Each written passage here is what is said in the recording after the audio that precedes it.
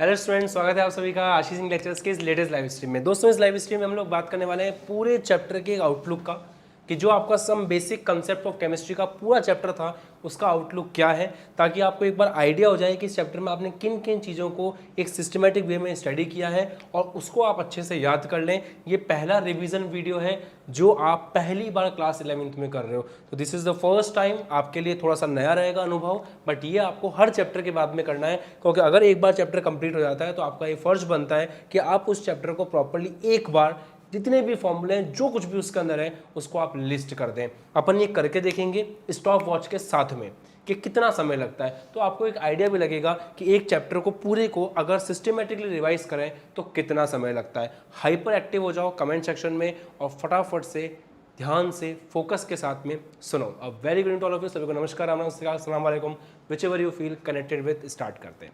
पहली बात, आप लोगों ने जो है इस चैप्टर को स्टार्ट किया था जहां हम लोग बात कर रहे थे अणु के बारे में, परमाणु के बारे में, पदार्थ के बारे में। अणु परमाणु का मतलब मेरे से यह है कि जब अपन पदार्थ को डिस्कस कर रहे थे तो हमने अच्छे से समझा था कि पदार्थ के कितने प्रकार होते हैं, तत्व क्या होता है, यौगिक क्या होता है। वहाँ पे आपने एक चीज़ इंपॉर्टेंट समझी थी कि तत्व का मतलब होता है यदि एक ही प्रकार के परमाणु उपस्थित हों, और यौगिक का मतलब होता है जब आपके पास अलग अलग प्रकार के परमाणु आपस में एक निश्चित संगठन में जुड़ करके जब एक सूत्र में आकर के एक पदार्थ का निर्माण करते हैं तो उसको यौगिक कहते हैं। फॉर एग्जाम्पल H2 जो है वो आपका तत्व है,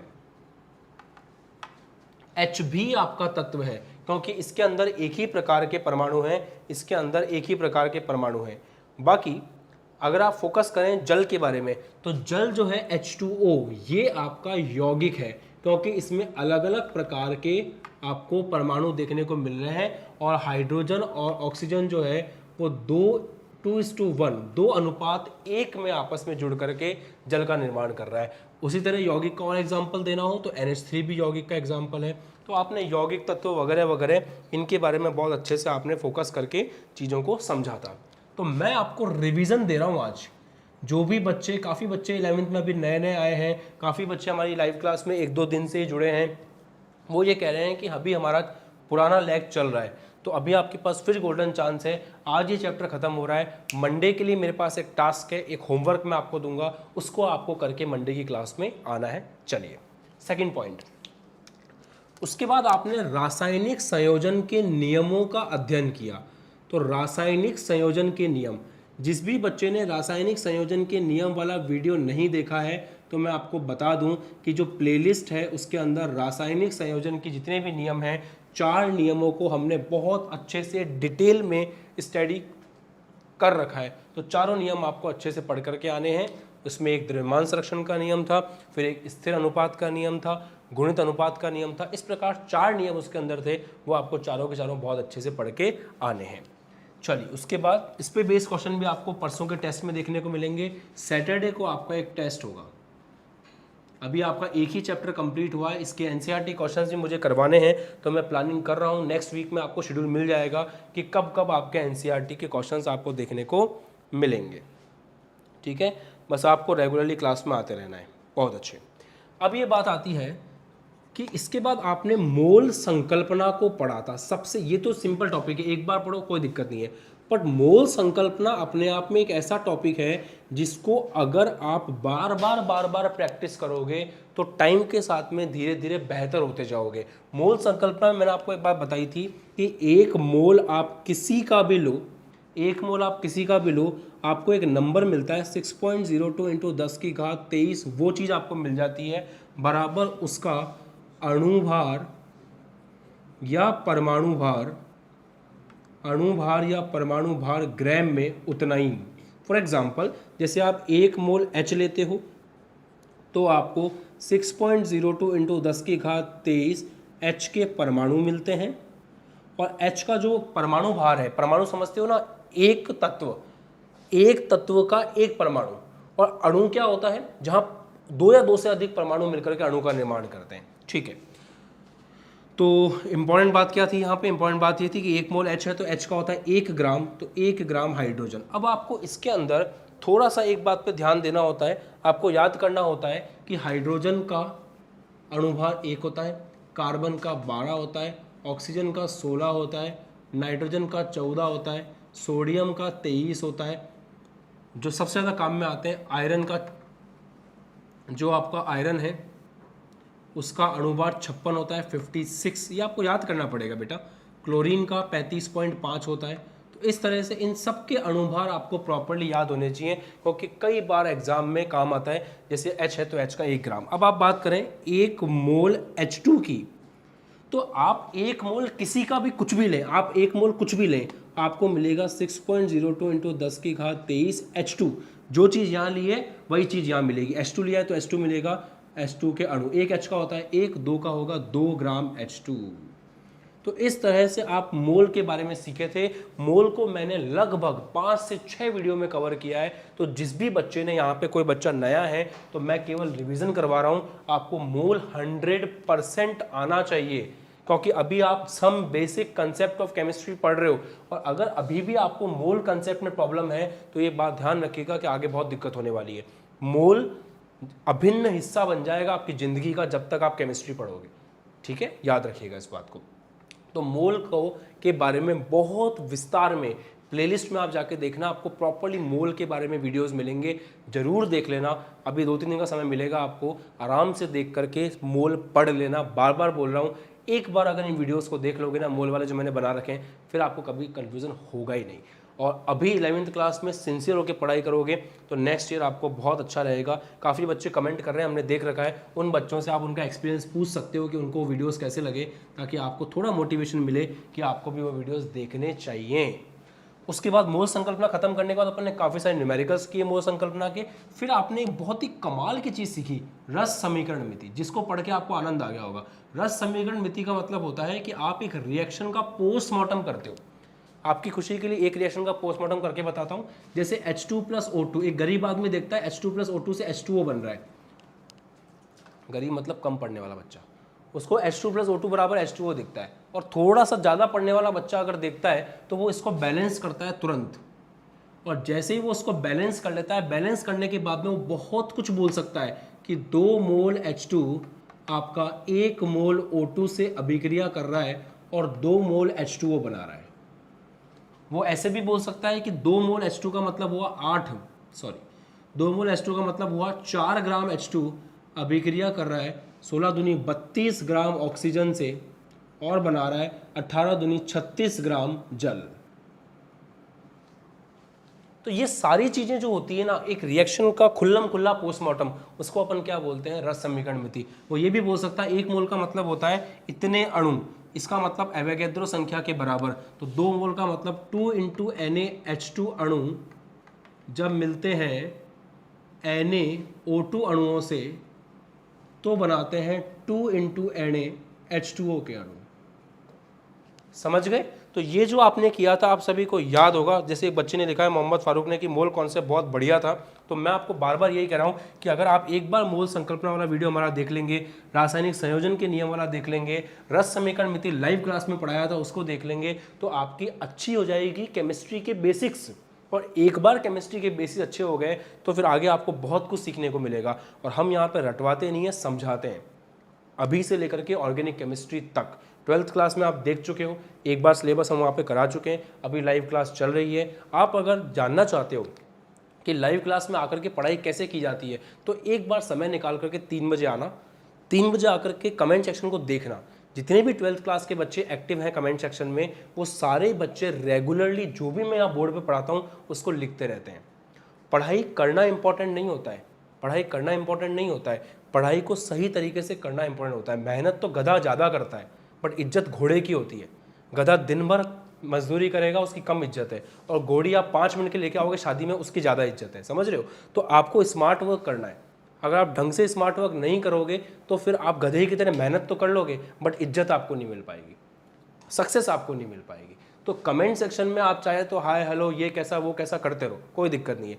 बट एक बच्चा वो भी है यहाँ पे जो कमेंट सेक्शन के अंदर ये बात लिख रहा है जो मैं पढ़ा रहा हूँ। तो अब आप अंतर कर सकते हो कि कौन अच्छा कर रहा है और कौन अच्छा नहीं कर रहा है। इसका रिजल्ट आएगा नेक्स्ट ईयर।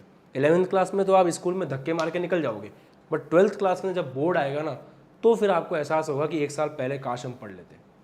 तो ज्ञान ज़्यादा हो गया, आगे बढ़ते हैं। तो रस समीकरण मिति जो है इसके बारे में ध्यान रखें, पूरा पोस्टमार्टम होता है अभिक्रिया का। उसके बाद हम लोगों ने ये जाना कि रस समीकरण मिति की सहायता से जब क्वेश्चंस कर रहे थे तो हमने सीमांत अभिकर्मक का अध्ययन किया। जिसने ये क्लास नहीं देखी है देख लेना। सीमांत अभिकर्मक ये होता है कि जैसे मैंने आपको एग्जाम्पल दिया था उस समय कि कुछ अभिकारक ऐसे होते हैं जिनकी मात्रा कम होती है। फॉर एग्जाम्पल जैसे मान लो आपको पता है 4 ग्राम H2 जब अभिक्रिया करता है तो उसको 32 ग्राम O2 चाहिए।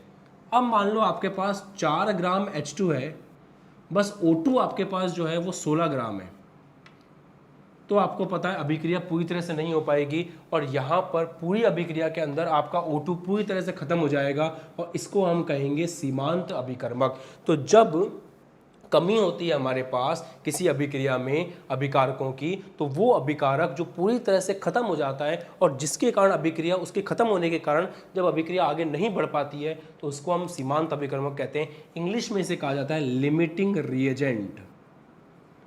इंग्लिश में इसको बोलते हैं लिमिटिंग रिएजेंट। तो इस पर भी वीडियो बना हुआ है, लाइव क्लास बनी हुई है, आप वहाँ पे आराम से जा कर के देख सकते हैं।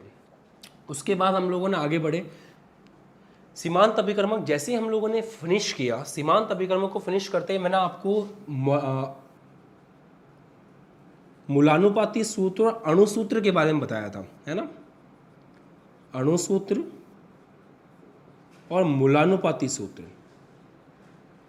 याद है आप सभी। अणुसूत्र होता है जो आपको ये बताता है कि किसी यौगिक के अंदर परमाणुओं की जो संख्या है, किसी यौगिक के अंदर परमाणुओं की जो संख्या है वो कितनी है। जैसे मान लीजिए C6H12O6 ग्लूकोज है, तो ये एग्जैक्टली आपको बता रहा है कार्बन 6 है, हाइड्रोजन 12 है, ऑक्सीजन 6।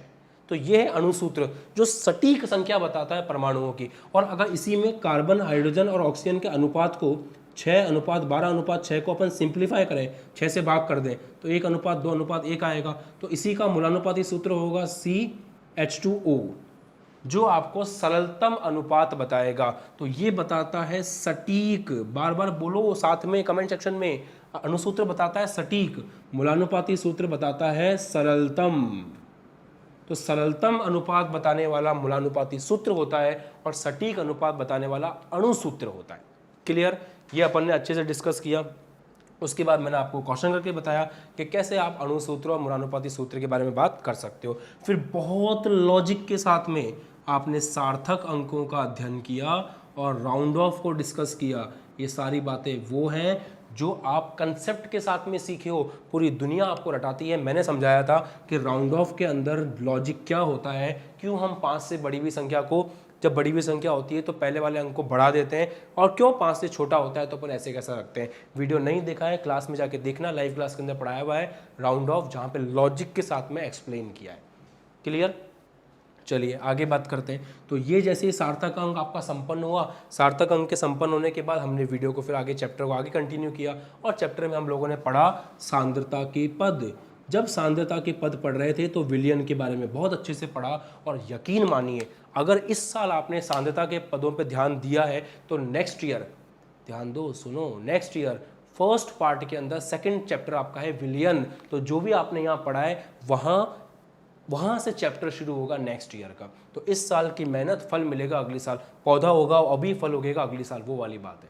ठीक है, और हमारी लाइव क्लास बाकी टीचर्स की लाइव क्लास से या जो और भी पढ़ाते हैं उनकी लाइव क्लास से किस सेंस में अलग हमने रखने की कोशिश की है मैं आपको बता देता हूँ। हम ज़्यादातर इंटरेक्ट नहीं करते हैं इतना ज़्यादा कि क्लास डिस्टर्ब हो। हम डायरेक्ट क्लास स्टार्ट करते हैं, जैसे ही मैं आपके साथ आता हूँ आपको विश करता हूँ, उसके बाद टॉपिक बताता हूँ, क्लास को स्टार्ट कर देते हैं, ताकि हमारी क्लास को आप अगर 8 महीने बाद भी देख रहे हो, अपने एग्ज़ाम के एक दिन पहले भी देख रहे हो, तो डायरेक्ट क्लास शुरू होगी, आपका समय खराब नहीं होगा। तो लाइव क्लास भी रिकॉर्डेड लेक्चर्स की तरह ही रहेगी। दूसरी बात, हमारी लाइव क्लास 1080p में होती है, तो अगर आप लैपटॉप में देखोगे तो 1080p विद 60 फ्रेम्स इतना मूवीज़ का रखा जाता है। हम लोग अपने लाइव क्लास की क्वालिटी को इतना रखते हैं ताकि आपको कोई प्रॉब्लम ना आए। Notes, colour handwritten notes इतने प्यारे हैं, आपको बने हुए मिल जाएंगे व्हाट्सएप के ऊपर, एप्लीकेशन इंस्टॉल करनी पड़ेगी।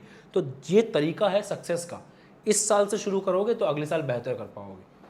हम जो भी बात आपसे करनी होती है क्लास के लास्ट में करते हैं, जैसे मैं अभी कर रहा हूँ। स्टार्टिंग में हम लोग बच्चों का टाइम बिल्कुल वेस्ट नहीं करते, आते ही डायरेक्ट पढ़ाना शुरू करते हैं।